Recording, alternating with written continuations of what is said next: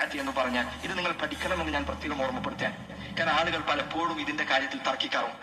നമ്മുടെ നാട്ടിൽ ബിദ്അത്തുകൾ വ്യാപിച്ചു കഴിഞ്ഞിട്ടുണ്ട്. ആളുകൾ ബിദ്അത്ത് എന്താണ് എന്നറിയാത്തൊരു പ്രശ്നമാണ്. ഞാനിതാ ഇത് വഹാബികൾ പറയുന്നത് എന്താണല്ലോ പറയാ. അൽ ഇമാം ഷാത്തിബി മാലിക്കി പണ്ഡിതനാണ് റഹിമഹുല്ലാഹ്. അദ്ദേഹം തന്റെ പ്രസിദ്ധമായ അൽ ഇഅ്തിസാം എന്ന ഗ്രന്ഥത്തിൽ എന്താണ് ബിദ്അത്ത് എന്ന് വിവരിച്ചിട്ടുണ്ട്. അദ്ദേഹം പറഞ്ഞു അൽ ബിദ്അത്തു ഹിയ ത്വരീഖത്തുൻ ഫിദ്ദീൻ മുഖ്തറഅ طريقة في الدين مخترعة تضاهي الشرعية يقصد بالسلوك عليها المبالغة في التعبد لله تبارك وتعالى.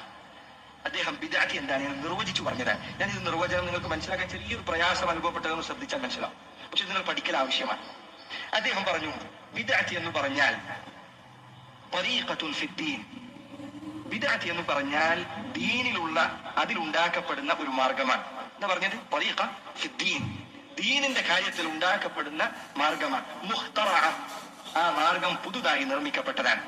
പഴയ മാതൃകയില്ലാതെ നബി സ്വല്ലല്ലാഹു അലൈഹി വസല്ലം കാണിച്ചു നൽകാത്ത, സഹാബികൾ പഠിപ്പിച്ചിട്ടില്ലാത്ത പുതിയ മാർഗമാണ്. രണ്ട് കാര്യം നിങ്ങൾ ശ്രദ്ധിക്കണം. ഒന്നാമത്തെ കാര്യം അദ്ദേഹം പറഞ്ഞു ത്വരീഖ ഫി ദീൻ. ദീനിൽ പുതുതായി ഉണ്ടാക്കിയ കാര്യമാണ്. അതാണ് ബിദ്അത്ത്. ദുനിയാവിൽ പുതുതായി ഉണ്ടാക്കുന്ന കാര്യം ബിദ്അത്തല്ല.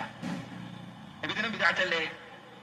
ഈ പാടുന്ന മൗലീദ് ബിദ്അത്തല്ലേ എന്ന് ചോദിച്ചാൽ നിങ്ങൾ മൈക്ക് ഉപയോഗിക്കാറില്ലേ? ഇതൊക്കെ റസൂൽ ഉപയോഗിച്ചാണോ? നിങ്ങൾ കാർ ഓടിക്കാറില്ലേ? അത് റസൂൽ ഉപയോഗിച്ചാണോ എന്ന് ചോദിക്കാറുണ്ട്.